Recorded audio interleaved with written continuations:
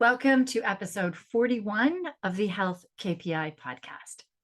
Today, we're diving into good stress versus bad stress and finding that balance for success. Now, stress is all around us, more so now than ever. We have these devices that allow us to be accessible 24/7. And it takes that line between when you're working and not working away. Many of you found during lockdown that when you were working from home, that it was really hard to balance those lines, to separate the lines of when you're on and when you're off, working and home wise. But even when you have an office that you're going to, it still does make it hard to separate once you've come back home to just shut it off, to turn it off at times. And the demands at home are even larger now with extracurricular activities with our kids, social media pulls. There's so many things that can be entertaining us now that were not available like 10, 15 years ago that can really pull us in and change our stress levels.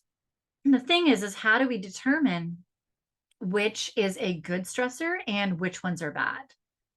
What if there really isn't such a thing as a good stress or a bad stress? Like, what if it's not black and white? Oh, this is good and this is bad. Like exercise. Exercise is a good stress. And no hand, like just no way to talk about it. It's just always a good stress. Or eating healthy is always a good stress. The thing is that it's not really black or white. And we need to start diving into the definition of good and bad stress in order to start understanding that. So, good stress is what we call eustress. Eustress is the term for good stress. And this describes positive or beneficial stress. Unlike distress, which is the bad stress, which is associated with negative feelings, harmful effects on the body and the mind. And eustress refers to stress that has this positive impact, promotes growth, motivation, and well-being. Eustress we often link to situations that challenge us in a positive way and encourage that personal development. These situations might include exciting events, closing a deal, achieving goals, taking on new responsibilities, or even facing manageable levels of adversity. We think of, doing a half and then like, ooh, I can do a full marathon. Then, oh, I can do a triathlon and then going to an Ironman.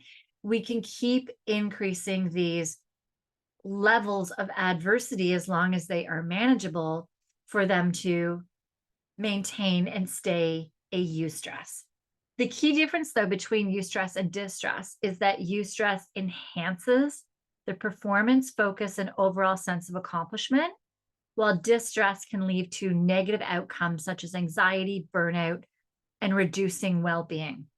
So eustress is the kind of stress that sparks a sense of excitement, invigorating, and readiness to take on the challenge, ultimately contributing to our personal growth and success.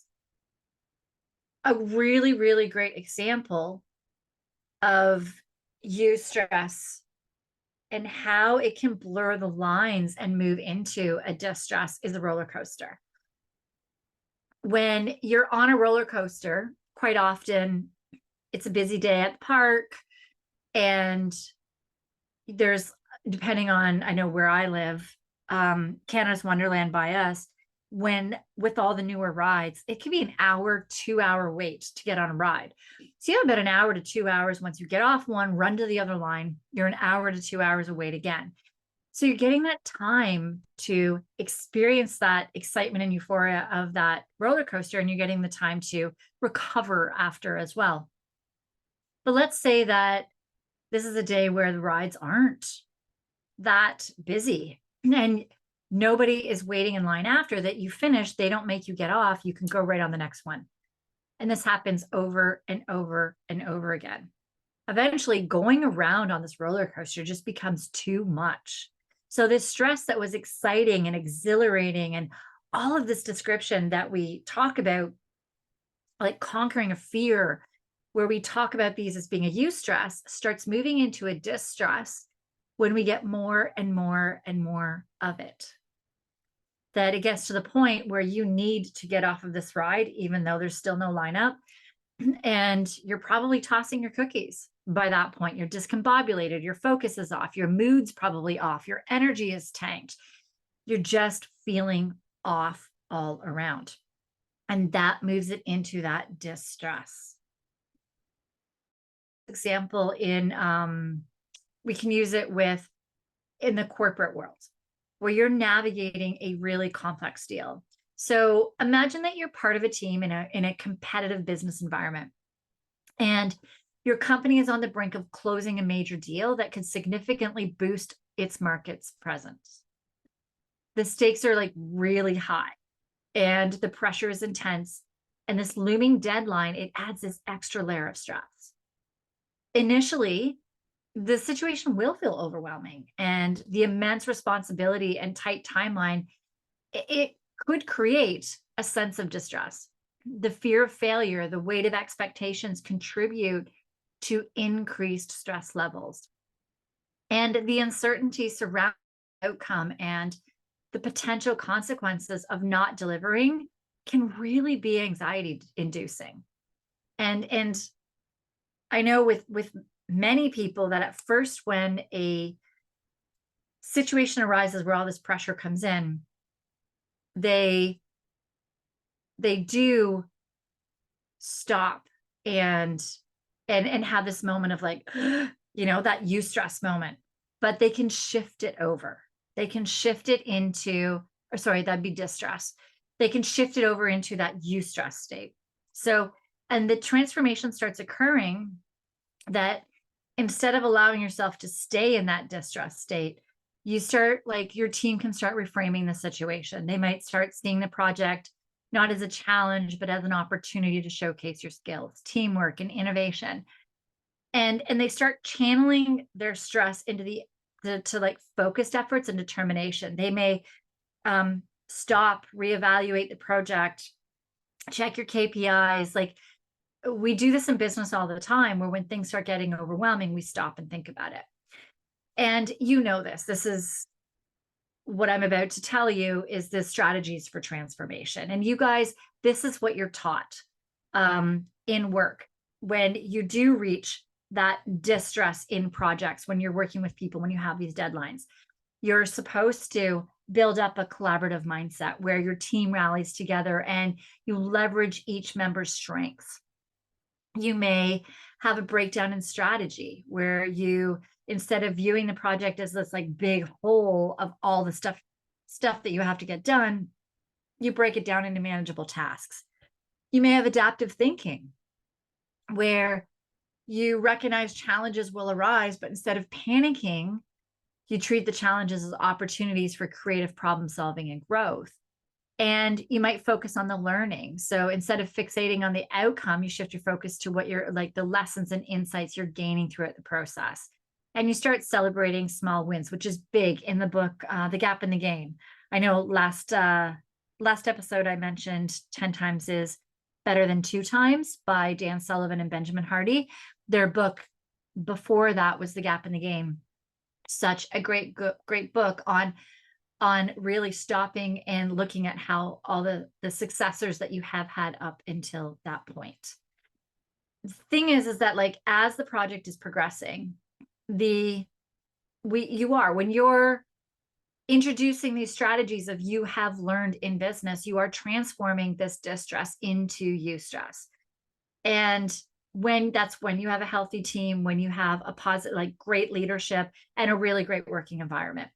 And so even with that really good working environment, really good team, really good leaders, you have all these skills, you have all these things in place, and you close the deal and it feels great. Like, you're feeling that really great stress, the success, everything that we said about eustress, where you're just feeling that sense of pride and accomplishment. The thing is, though, is that our bodies can only handle so much. So if you had projects and deadlines like this over and over and over without time to recover in between, then that eustress and the stress piles up and becomes bad stress. So it's the same thing, like that roller coaster. When you have a couple of hours, an hour or a couple of hours to wait in line for the next ride, you're able to recover and be ready for the next ride. Most of the time, you will find when you have not had enough time to recover, then you do really feel the effects of that ride. And that's the same thing with doing these projects at work. And it's definitely is possible to shift your mood back to this positivity and introducing all of these transformational concepts. But here's the thing. What happens when your dam overflows, right? You have to stop and repair the dam. You need that recovery time. When it comes down to your energy, your focus, your moods, your performance, and like we're usually starting to look at, in order to, like, if those start decreasing because distress has kicked in, then we start looking at your sleep. We look at your HRV, your stress tolerance marker, and your recovery stats, like we dove into in the last 3 episodes. And that's where we need to start figuring out what stressors can you get rid of in order to decrease how much water is flowing over that dam so you can repair the dam. So there might be situations in business where, let's say with the stock market, where let's think of, I know, when the banks collapsed in Silicon Valley over the past year. When those banks collapsed, that was overnight. There was so much stress. People had to figure out where their money was coming from, what was happening, and all of that. And that stress, you can't stop it, right? That is a stress that can't be stopped. It did go into a eustress. For some people, they were able to use all these tools and strategies to still be able to figure out all the right strategies to be able to get their company where they needed to get to save things. But over time, their dam broke. Like the stressors that are on that are just insurmountable. There's only so much you can handle of that. Now, what would have happened had right away that happened again, or right away something else in their business happened again, where they had another fire that they had to put out right away and another one? They all add up. And so things that may have lit them up at the start, or for stock market, this is a great one actually, is with a stock market or even a lawyer. So stock market, let's say that the markets aren't doing well, and all of your clients, like there's just everything has dropped, and it's dropping for about a year. That is a insurmountable stress on you over time. Thing is you can't stop that. But what can you stop? That's where I get into the win principle. What is necessary and what is next? This is something that I used with first responders, where fire guys actually use this, that if they're on a call and let's say you get separated from your team and you have to stop and assess the situation. Literally, where are the fires? Where, like, how do I get out? So what is necessary? First off, getting out. Then you start thinking, okay, what is necessary about that? What is the first thing I need to see? I need to start seeing the routes that I can get out of here. Which ones are clear, which ones aren't, which ones are safe. You start focusing on one thing at a time. So you start checking the exits in the room that you're in.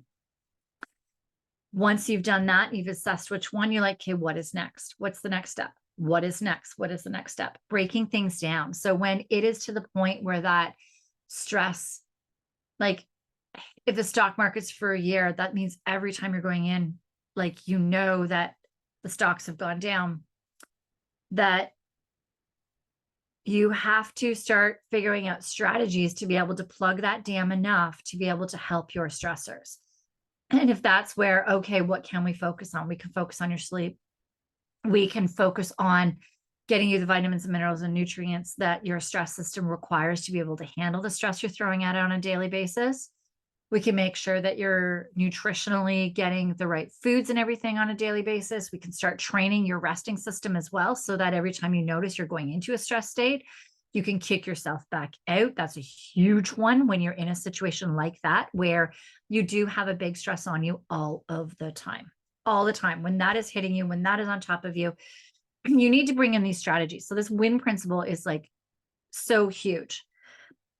But we can get into other situations where, like with a lawyer, I was just thinking, where they have case after case after case, just back to back. One case finishes, well, they probably have multiple cases on the go at the time. It might be get to the point where at the beginning of their career, they get excited for having so many cases, excited for having so much on their plate, excited for being able to do this. You have the energy, you have the bandwidth, you are good to go. But over time, I'm sure harder and harder cases start getting thrown at you, that if the same volume of these hard cases get thrown at you, that incrementally increases the work. And then we also have that your family life has probably changed, having kids, or maybe getting married, having kids. All of these things start taking more time away from your focus and everything at work on your cases as well. So this eustress that may have put a fire under you at the start of your career, because of the way that life changes has happened, because of the way that stressors have gone around through time in your lifetime, in your story, it might get to the point where some of those eustresses may have changed into distress. And there's so many different routes and avenues we need to take that are so individual for you. So with this lawyer, is it something where they can bring in another associate to help with a lot of the workload, or two or three?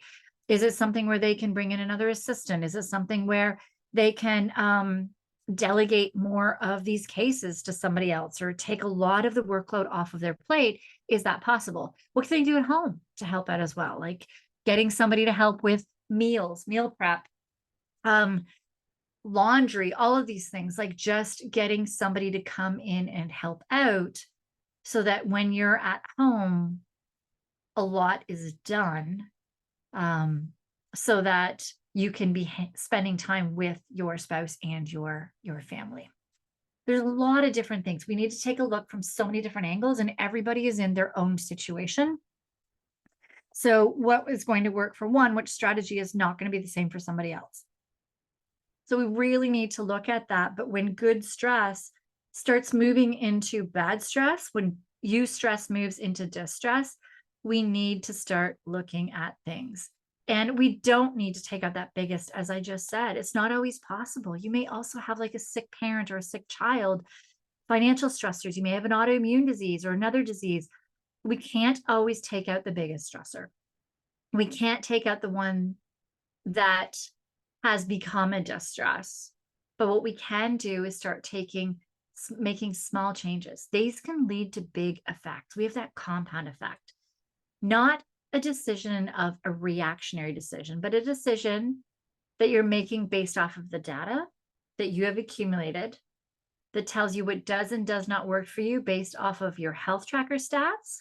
So that's your objective data, as well as your subjective data of things that you know and feel as well to alleviate stress for you.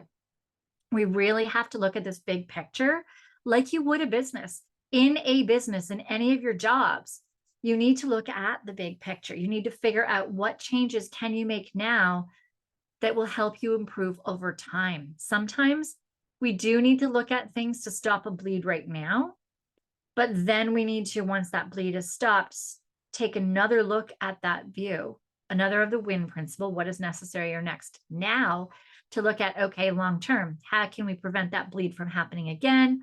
Or what can we do to strengthen it so we can handle that bleed when it happens again, because certain things may happen over and over again in your business. So the thing is we look at this big picture and we figure out what the changes that we can make over time. Now, when we're looking at stress, does this mean that if we stopped all of your workouts, will we take out stress? Yes. If we stop A project, will that decrease stress? Well, yes, as far as your workload and everything going into it, but it depends on that project. Would like decreasing a caseload for a lawyer? Yes.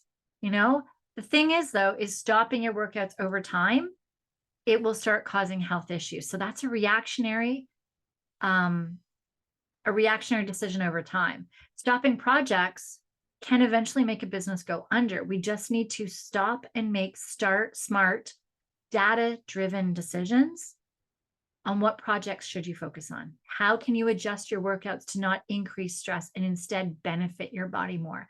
Or increase it when your body can handle it, but be able to help it recover. And when your body is having too much stress that it can't handle, that really big push. It's never all or nothing. It really is. It's not good or bad stress. It's embracing the stress as a catalyst for growth. So we're using it as a catalyst for growth. I've spoke about this in other podcasts where one of my clients travels a lot. He has a lot of day trips, sometimes overnights, depending on where he is, traveling all through the United States, meeting clients. And we noticed when we started looking at his data that certain flights stressed him out more than other flights, or certain trips. We ended up figuring out that it was flight times. So if you're somebody that does do a lot of business travel, really looking at your data, and it takes time to look at this data to figure out, like, we'll look at the data and go, okay, what if we change this one thing and see how that changes, positive or negative? Then we'll adjust something else. So it takes time to figure it out, but we were able to figure out the best flight times that worked for his HRV. So he could, with his goal was to be focused and calm with his kids when he wasn't working. And a low HRV, the lower your HRV, the less calm, the less focused, the less present you're able to be, because you have less of a tolerance for stress. I know for me too, like my first burnout crash happened when I was competing in fitness competitions in my early 20s. I was overtraining, I was under eating. Had I had a tracker then to help me with my data, I would have realized that all of that exercise, the strict eating, had become a distress. It moved from that eustress to a distress. And I really could have stopped it sooner. Had I had a tracker to help me, I just think like I may not have ever gotten into that burnout crash, which wouldn't have gotten me into what I'm doing today. But, you know, it's one of those things where I do always wonder. So here's the thing. We need stress in order to strengthen our mind, strengthen our body. It's really important. The thing is that there isn't such thing as a good or a bad stress. That's where last episode we dove into recovery, understanding when your body's recovered from that stress so that you can push it again to build that resiliency up. And when it hasn't recovered, and if you push it, you will knock it down and become a distress. So last episode on recovery completely ties into this eustress, this good stress, and this bad stress. One can become the other. You can move a bad stress into a good stress and a good stress into a bad stress. So it's just like the stock market, how it ebbs and flows. We can use the information on our health tracker to really leverage our stress as a catalyst for personal and for professional growth. All right, that is it for today's episode. Remember to hit that subscribe button so you never miss an episode. The more likes and subscribes that we do get, the more podcast is shown to others, that we would really appreciate you getting this podcast out to more and more people. If you are ready to take the proactive step and dive into your data in order to find out where we can excel your focus, your energy, your performance, then click on the link in the show notes to schedule a personalized discovery call with me. And together, we will uncover how we can work together to harness stress as a catalyst for your growth and success. If you're considering investing in a Whoop or an Oura Ring to elevate your health tracking, in the show notes, I have my friends and family discount code. Anybody who has one, so if you know of somebody else as well, absolutely ask them. My discount codes are in the show notes. I believe it's 1 month free for Whoop, and at the moment, $40 off of an Aura ring. That could be the Canadian price. I'm not sure. So so you can go in and get that discount for yourself. All right, stay curious, stay inspired, and continue embracing the intricate dance between stress and progress. And I'll see you in the next episode.